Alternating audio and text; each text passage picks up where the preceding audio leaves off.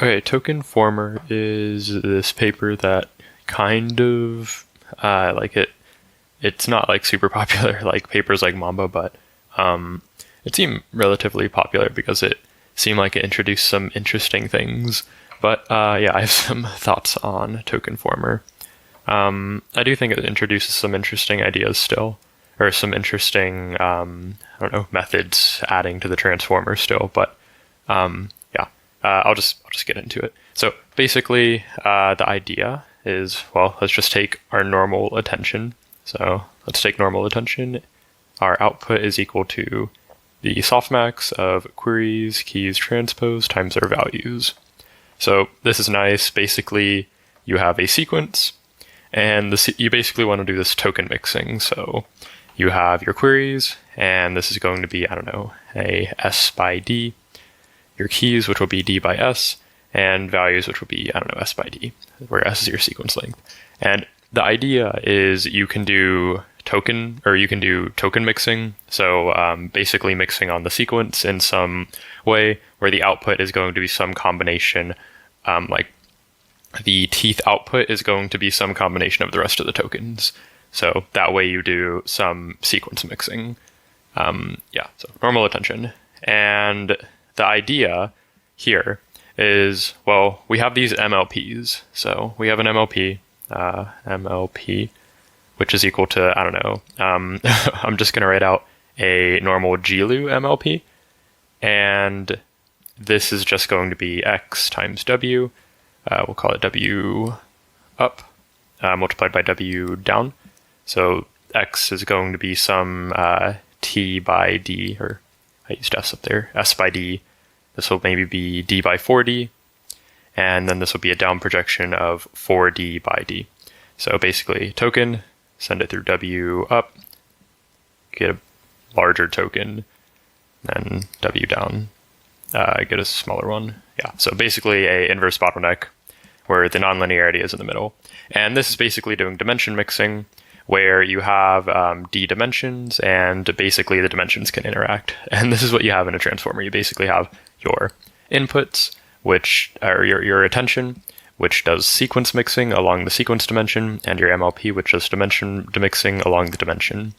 And there, now you're mixing along the sequence and dimension, and you get these, I don't know, it does quite well. But the idea in this paper is, well, what if we just take the MLP and we replace it with another attention layer?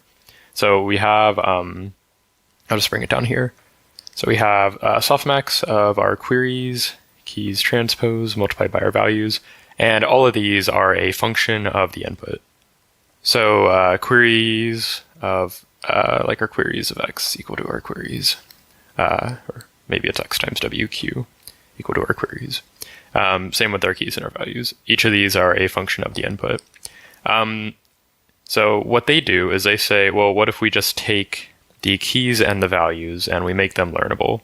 If we look at the dimensions here, we have, this will be, I'll call this N by D1. This will be D1 by D1 by M, and this will be M by D2. And the dimensions work out here. So basically your queries, the keys and the values have to share the sequence dimension, while the keys and the queries and the keys have to share the dimension. So the embedding dimension, while the endpoints, the values can have a different dimension and the queries can have a different sequence length. And this allows you to do cross-attention. And the idea is, what if we do cross-attention with learnable parameters? So let's take, I'm going to move this over a little bit. There. So let's take this and let's make these learnable here, our keys and our values. So I forget what they used. Was it T? Yeah, it was T. I'm going to change these. So our queries are going to be T by D1. Our keys are going to be D1 by N, and our values are going to be N by D2. So the idea here is this will replace our MLP, where the keys and the values are going to be learnable. I guess rather I should draw them in red. And our queries are going to be just our inputs. This will be X here. So basically, you are taking an MLP and you're like, all right, so we're just going to replace it with cross attention, where the cross attention is done on learnable parameters instead of doing normal MLP, or instead of doing attention. And this still does token mixing, or it still does dimension mixing, like where you get interactions between the dimension, because X is like nothing's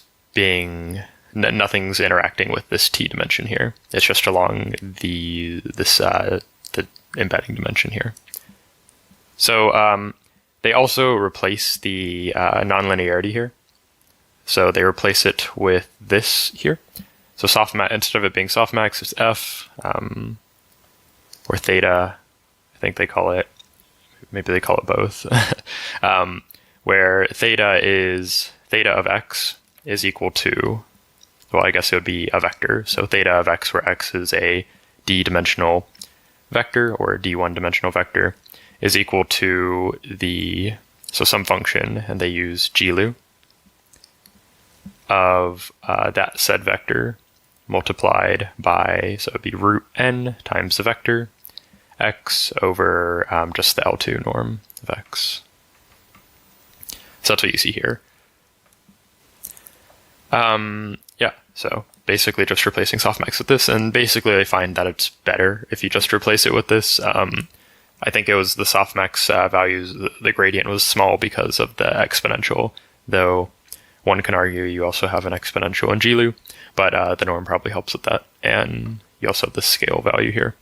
Looking at how this actually works, you basically have your queries, your keys, and then you multiply by the values. So your attention matrix looks like this, where this will be a T, so your queries are T by N, or T by D1, your keys are D1 by N. So inner product, this will be a T by N matrix here, where each row is going to correspond to like a token, and each row is going to correspond to a token, and each column is going to correspond to whatever this is. It would be a feature in this case, so some feature that your keys are extracting. And then you multiply by the values. That would just be, I don't know, you have your values here, be n by d2 here. Or rather, yeah, n by d2. So you just inner product these together. Yeah, normal attention is just your keys and the values are learnable. So if you look at this, you may think it is very, very similar to, wait, hold up. We removed the MLP. Why does this look so similar? Yeah, so this formulation here is just a MLP. So they went through all this cross attention stuff, and yeah, they say, oh, what if we make this cross attention? This formulation is an MLP. So let's take our MLP down here. Let's take the formulation they have, and let's compare them real quick. So we have, move this over a little bit more. We have W up and W down, which are learnable in our MLP. And we have the keys and the values, which are learnable in our, well, what do they call it? They call it the potention layer. And if we look at this, these are exactly the same, except this has an S here. There we go. They're exactly the same. So this formulation here is just an MLP, except the nonlinearity is replaced, and we call these different names. Yeah, so it's not that special. So anyways, this is just an MLP. So I was like talking at the beginning, like, oh, this is cross attention. That's how they present it in the paper. It's not, I mean, you can technically formulate it as cross attention, but since the keys and the values are not, like, they don't come from anywhere, they're just learnable. This is just an MLP with an up and down projection, where the keys are your up projection. So it projects it to an n dimensional, or it projects it to from D1 to n. Maybe we can just say n is equal to 4D. There, now it's exactly the same as this. So up projection, and then V is just your down projection, so it projects it from your inverse bottleneck inner dimension to to back down to whatever dimension it was before. And then you have your theta and f, where f is just GLU, and here it is whatever this thing is. It's like a normalized GLU in a way. So this is basically the MLP with a norm before the GLU. So yeah, that is that. Now let's see what they do to this. What do they do with this thing? They basically just say, well, we're going to replace every single MLP with our potential layer. So they say, oh, like, yeah, here's the prenorm transformer.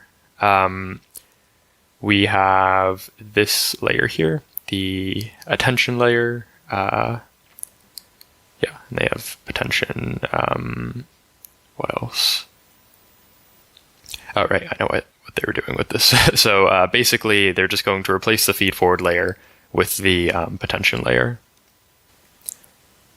So if we, I think they do. So if we look at the new attention layer that they introduced, so they say, oh, we're going to take multi-head attention, and we are going to replace the query key and value projections with these MLPs, or with the potential layer, which is just an MLP with nonlinearity. So they replace that. They also replace the output projection. So the head combiner here. So they replace all these with the potential layer.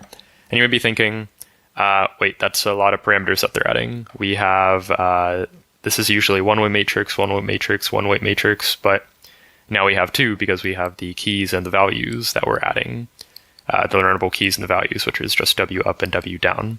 So we're basically adding a W down to every single one. They get around that by, so like if you want to keep this comparable to other transformers, this is going to add a lot of parameters. And you can basically move the parameters from the MLP to these layers here. And then it stays like rather, it stays similar to the normal transformer where you just have an MLP and you just have weight matrices here. The MLP is replaced with a potential layer. So just the MLP, they just replace, so they just replace this with they replace the feed forward layer with a potential layer, which is just a feed forward layer with a different activation function. So that's all that's done here. The main thing they do is they replace the query keys and values with the potential layer, and the output with the potential layer, just an MLP. I'll get to model. Oh yeah. So I mentioned that the parameters are just. I'll get to modeling scaling in a second, but the parameters are shifted in some way. They have a chart right here, basically saying like, oh, the normal transformer has, say, like in the feed forward layer, it has this. It is 8 times n by d squared. So this comes from your number of layers. Basically, it's d by 4d plus 4d by d, I think. I think that's right. Or maybe this is 8. Yeah, I think it's 4.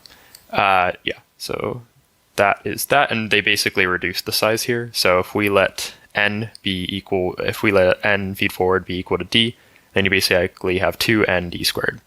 Well, this is 8n d squared over here. So you reduce the number of parameters in the MLP that you have here, and you basically put them in the query key value projections. Let's say these are equal. So this would be n by d by, so if we let this be equal to 3d, then it would be 3n d squared. And kind of threw me off guard for a second. Yeah, I think they're missing a 2 here, because basically you have 2 times the number of, so it'd be 6. Because you don't have a d by n projection unless you half the matrix. So if, maybe you can like half it and say, oh, this is the keys and the values. I don't know exactly which one they do, but basically they move the parameters into here. Yeah, so and they reduce the MLP size. The rest of the parameters stay the same. So like embedding dimension obviously stays the same. The output projection, yeah, that's just another one of these projections, the QKV projection that they change. And the d-embed, which is just a nonlinearity, or is just an affine transform. So those will stay the same because those are not replaced by their layer. All right, so yeah, basically just taking MLPs, or throwing MLPs in the attention layer for the query key value and output projections, and changing the MLP activation function to this one here. Those are the two things they did. That's basically it for the method. It wasn't like this potential layer thing. I think is a little weird. I don't really like the name of. Mainly because it just confuses, it keeps it confusing because it's basically an MLP. So I think this name makes things confusing. Yeah, so what else do? They basically say, okay, so under this new formulation, which is just an MLP, you can do progressive modeling scaling, or progressive model scaling. And the way they do that is they say we have, since they look at it under a token perspective, you can basically add new tokens for the keys and the values and make those learnable. So like if we have a model that has so it has like for one of the layers, it has the inputs, or it has the keys and the values, where the keys are, I think it was n by d, or n by d, and the values, which are d by n. So these will be our keys, these will be our values, and then you just have your input, which is d-dimensional, so multiply, nonlinearity right here. This is the normal layer that they have. The idea is like, the way that these are looked at is like tokens. So you have these tokens here along the keys and the values, because they looked at it in terms of a attention layer instead of a normal MLP layer. And the idea is, like we have these trained layers here, and these trained layers already have a lot of knowledge in them. But what if we want to fine tune it and add knowledge? So that's different than like LoRa training, where you want to basically adapt the model. This is what if we want to add knowledge to the model? So I'll just write this as like blue, show that these are like the old parameters here. So what you can do is you can basically add a token. I don't like that name, but you basically add some tokens. So like if we wanted to increase from n to, like if we want to add three tokens, then it would be n plus 3, and you basically add the same number of tokens for the keys and the values, and you zero initialize these for the keys such that the output stays the same. So like say you've trained this on a bunch of data and you're like, oh, I want to train it on some more data, but I want to add some knowledge to the model instead of fine tuning it. So it's not really like you're still training it in a way. You just kind of want to add the ability for it to acquire more knowledge. So you basically zero initialize these, and the output's going to stay the same because basically if you do the inputs x multiplied by the keys, you get a vector here where the bottom of the vector is going to be all zeros because of this zero initialization here. And then whenever you project with the values, it's going to be linear combinations where these values are going to be zeros, and it's just going to be a d-dimensional output. So yeah, basically zero initialization, similar to LoRa, except you're adding tokens, you're adding more parameters, while LoRa basically keeps the parameters the same. And this, I don't really like the token perspective here. So instead, the idea is, the way I want to look at, the way I would rather look at this is you add 3 functions here. So like your keys are basically, it's n functions that you're looking at. So you basically have this d-dimensional space here. You add n functions to that, or you basically have n functions probing that d-dimensional space, and you add 3 more functions to there. While your values are basically a linear combination of these 3 functions that you add, which are initialized to the 0 function. Yeah. So basically, this is how you can progressively grow the model. And I haven't seen this done before, where you basically add like dimension. But yeah, it's basically just saying, oh, we have our keys and our values. Our keys are a d by n. This is n by d. This is d by n. And we just increase this so that it's k of n plus m by d, and d of n plus m, where m is the number of new parameters you want to kind of add, number of new functions you want to add. So that's the progressive scaling part that they have over here. Progressive model scaling. Yeah, so let's get to the results.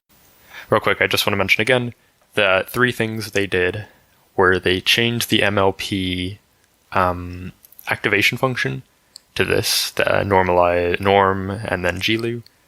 They added MLPs to the query key value and output projections instead of it just being a weight matrix, and they reduced the MLP size, and they also added like this progressive model scaling. They kind of introduced that idea. And yeah, those are the 3 things that they did in this paper. And let's see how they kind of perform. The performance looks pretty good if we look at the results down here. So they have a bunch of different models at different scales. And they look at a normal transformer, so a Pythia model versus their model. And yeah, they look at different scales, and they find that it is pretty good. Like it's better in most cases, while using the same number of parameters, or around the same number, maybe slightly less, maybe slightly more, but around the same number of parameters. And they also look at their model versus a bunch of other models at the larger billion scale, and they find it's pretty good. Yeah, zero-shot evaluations on images, so it also works for images quite well. If we look here at similar model scales, I think this one, yeah, this is quite large. Yeah, that's the 86, so yeah, it's basically comparable to other transformers at the same scale here. Yeah, 307, similar to other, or it's comparable to other transformers at the same scale. Yeah, so that is some results there. Yeah, here we go. So I mean, it's a little better, it seems like. I do not know if that is because of the activation they change, or if that is because they move the parameters from the MLP into the attention layer. That would be interesting to kind of look at to see if the activation they have does perform better than like a normal GLU, or if the like moving the layers from the MLP into the weight matrices for the query key and value projections makes it better. If it is the case where moving parameters from the MLP into the query key value and output projection matrices works, like it works better, it's going to be so annoying. Like imagine a transformer, and taking that to the extreme, imagine a transformer where you like move all the the entire MLP layer into the query key value projection. I doubt that's going to work, but curious nonetheless to see, oh, if you move the parameters, does it do better? Is that why this model does better? I don't know. So something to look at, I suppose. Or is it the activation function? I don't know. I doubt it's the activation. Better scaling. So I mentioned the iterative scaling that they have here, where you like initialize the new tokens or the new functions with zeros. The old method is this method where you like have you basically initialize this weight matrix with duplicates. That's just the old method for scaling up a model, like after you've trained it and trying to add new knowledge. Basically, it does better, they show. So just adding these zero functions here works better. Red is theirs, so it follows the normal trend that we all love to see. Yeah, so that is that. And yeah, they also show here, oh, if you use like the exponential, it's fine, but it's better if you use GLU and the L2 norm for the activation function that they have. Yeah, and that is basically the paper.